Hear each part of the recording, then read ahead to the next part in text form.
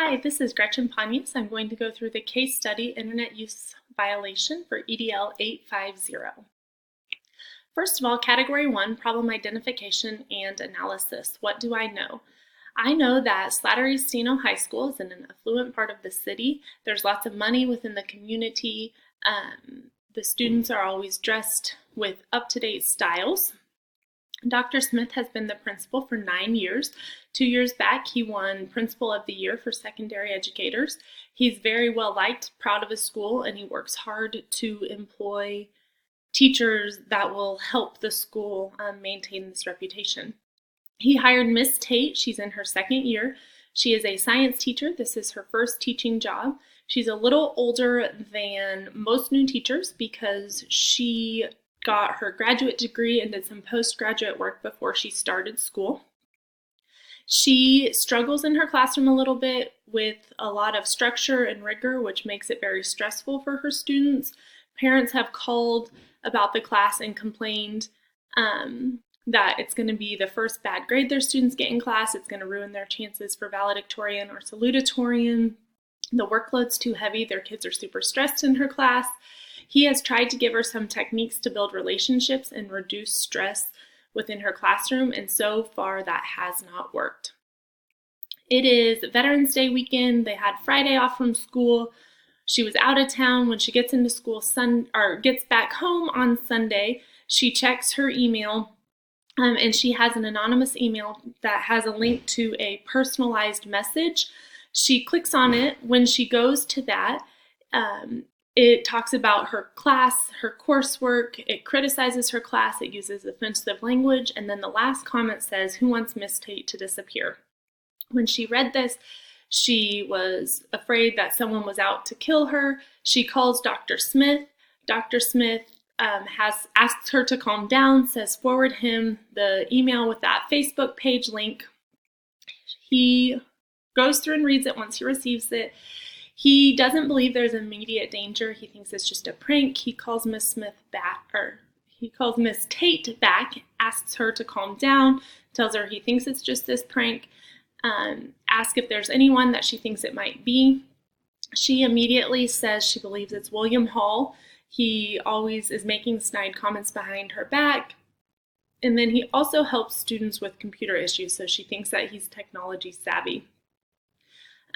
Again, Dr. Smith asks her to remain calm, says he will print off copies, and in the morning they'll meet together with William Hall and kind of go from there. He said he would also ask the technology director to see if he could see where that email originated from.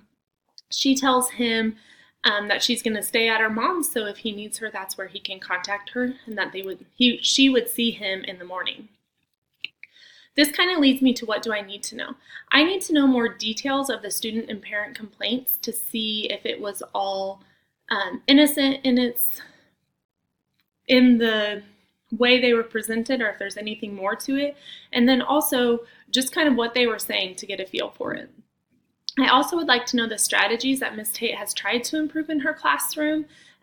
Has it just been suggestions from Dr. Smith, or has she gone to any conferences or anything to kind of try to help with that? Another very important issue I need to know would be the district policies on cyberbullying and cyber malice, because I need to ensure I follow those steps.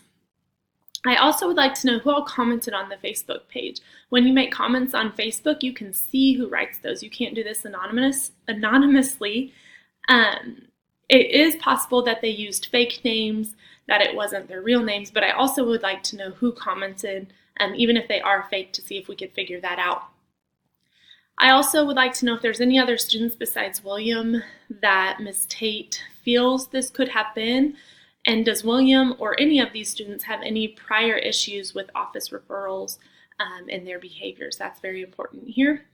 I also would like to know Ms. Tate's desired outcome. I'm sure she wants to know who did this, and she wants that to be addressed, but does she want to take this any further legally? Also, this all leads me into the problem identification. I found 3 main problems within this. The first one being the most obvious is that Ms. Tate received an anonymous email with a link and went to a Facebook page. She feels threatened and unsafe And all of that kind of is the big issue that you can see on the outside. The big issue then on the inside would be her classroom environment. You have to dig a little deeper for this one, but all of this stemmed from something. Her classroom environment is not ideal. She needs to work on her relationship building. And also, because it's not improving, even though Dr. Smith has tried to help her, that's a problem. We need to find something to fix this in order to benefit the students. The last problem I have from this would be Dr. Smith's plan of action. I like and appreciate that he wants to go to the technology director. The problem that I see is that when he wants to meet with William, Miss Tate should not be there. This is something that he needs to address without her first, and then later she can come into it if necessary. This leads me into category 2, my proposed plan of action. The steps to solve the problem would be immediate safety, contact technology department, begin meeting with students, and work with Miss Tate on classroom management. With each of these steps, I have some steps within them. So first of all, immediate safety. I need to reassure Miss Tate. I need to make sure that she feels safe and secure, that she understands that nothing is going to happen tonight, but her safety is essential. I also would encourage her to stay off social media completely, and also to stay home from school on Monday, not to go into school, give this a chance to kind of blow over a little bit, and for me to address what's happening before she comes back into all of it.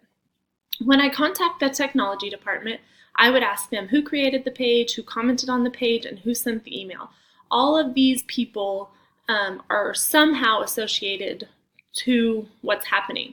I also would need to know then who sent the email. Were they trying to help Miss Tate, or was there a real issue? Were they concerned as well? Next, I would begin meeting with students. The first students I would meet with would be those that the technology department has given me. The leads from them are really what's more important here. If they can't give me anything or find anyone for me, I would go to William Hall and his friends. I would not say Miss Tate thinks it was you. I would just start with them and kind of see where it went. And if I didn't get anywhere from there, I would just go to any of her students and kind of start investigating that way. They don't need to think she's accused them. That would be bad for the relationships with her and with their parents, her and the students and her and the parents. And the next one, strategies to solve, I would work with Miss Tate on her classroom management. She needs to work on her relationship building with students, the rigor, the workload, and the stress levels within the classroom. All of that needs to get improved. This leads me to category 3, resolution. This has 2 parts as well. If I know who's involved and if I don't know who's involved. So if I know who's involved, I would ask them the rationale behind their behavior. What did they want to gain from this? Did they just want to scare her? Did they just think it was funny? What was their reasoning behind doing this? I would also would need to discipline the parties that are guilty. All of their discipline may not be the same. It's kind of a case-by-case scenario. It needs to be equal or equitable, but if it's a student's first offense versus their second or third, their punishment is going to be a little bit different.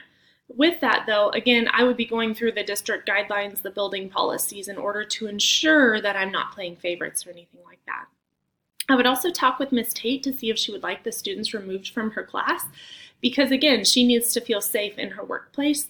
And if it's that bad of a relationship between the students and the teacher, that's not conducive to learning for anyone within the classroom. Next, I would do an all-school reminder on appropriate technology usage. This could be through an all-school assembly. A school like Derby High School is pretty big to do an all-school assembly about something like this, so it could be class meetings, it could be within their homerooms. It kind of depends on the school size here. And then the next thing for my resolution would be that Miss Tate's classroom needs to improve. She needs to promote the academic success and personal well-being of every student. With this, that relationship building, the stress management, all of that needs to improve. If I don't know who's involved, I still would do the all-school reminder on appropriate technology usage through an assembly, a class meeting, homeroom, somehow to let students know. I would not reference this scenario or this case specifically. I would just let students know that things are happening and we need to see an improvement. I would also remain diligent in monitoring technology and websites for clues. Just because we didn't find the answer right now doesn't mean we won't eventually. Students will slip up, something will happen. We need to remain diligent in monitoring that. With that, it would also help for future cases that we would be prepared. And next, with Miss Tate, again, her classroom management needs to improve, but I also need to make sure she knows she can't treat any of these students differently. She can't accuse someone like in front of the class. She needs to remain professional in her behavior. And again, she should promote the academic success and personal well-being of every student. So she needs to go through the appropriate steps to get here. This leads me to category 4, debrief the problem through reflection. First of all, I was thinking that digital citizenship is an essential skill for people to have and learn. That's something, as our world becomes even more digital, it's extremely important. I was also thinking cyberbullying needs to be addressed more frequently. From a school level, from a parental level, it just needs to be addressed so students see consequences and what will happen with cyberbullying and cyber malice. I also thought that Miss Tate seemed easily flustered. As an educator, you're going to make students mad. They're going to do silly things, make mistakes in their comments. And I can't say I've ever been in her situation, so maybe it was rightfully so, but that was just something that popped in my head, that she jumped to conclusions pretty fast. As I was going through, I was feeling empathy for Miss Tate, Dr. Smith, and the parents and students. This is a hard situation, something that no one really wants to be put in, but you just kind of have to roll with it. So I felt empathy for them. I felt hopeful that this would be a learning opportunity for all involved, for Miss Tate in her classroom management, for all of the students, and even parents in teaching their kids about their digital citizenship. I was also appreciative that Dr. Smith is accessible to his staff, that they could call him on a Sunday evening and feel okay with that. I was valuing the parental and community support, the hardworking and passionate staff checking their email on a Sunday, the calm demeanor of the principal. Dr. Smith didn't jump to conclusions. He let Miss Tate voice her opinion and then kind of trying to calm her down. I also appreciated the willingness of others to help. In this case, it was the technology director and the willingness to kind of help get to the bottom of this. I also had some unresolved feelings. Does Miss Tate feel safe now? Does she feel okay going to school? What was the purpose of this hoax or this prank? Was it really just a hoax or a prank? I also felt unresolved in, will her classroom management improve from this? Was this going to be a learning opportunity for her? Are there already policies in place to address this type of issue moving forward? And what steps can be done to ensure this doesn't happen again? The category 5, professional ethics reflection. First of all, integrity. I, as the educational leader at the building level, applied knowledge that promoted the success of every student by acting with integrity. I did not jump to conclusions. I did not favor one side over the other. I was transparent with all parties involved kind of throughout the process. And then I also followed the district and building guidelines in place. I, as the educational leader at the building level, applied knowledge that promoted the success of every student by acting with fairness. I heard all sides of the story. I did not show preferential treatment to any students as I was doing the consequences part. And I also followed the district and building guidelines. I, as the educational leader at the building level, applied knowledge that promoted the success of every student by acting in an ethical manner. I did not wrongfully accuse anyone. I followed the district and building guidelines in place. And I also am working on guiding Miss Tate to better classroom management. All of these are ethical. Thank you very much.